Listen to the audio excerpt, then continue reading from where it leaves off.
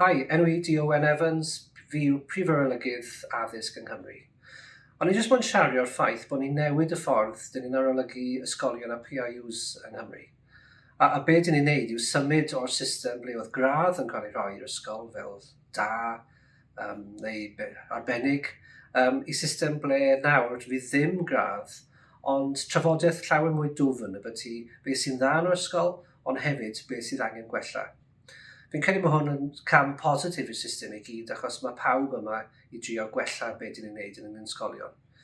Ond gallai sicrhau chi fydd safonau wrth raidd popeth dyn ni'n neud ac wrth gwrs fydd dal yr opsiwn dyn ni i rhoi ysgolion mewn i rhyw fath o categori os dyw pethau ddim digon da.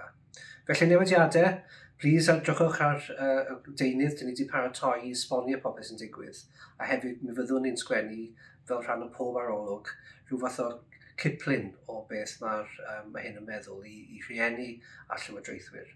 Felly newidiadau, ond dwi'n credu newidiadau positif. Diolch.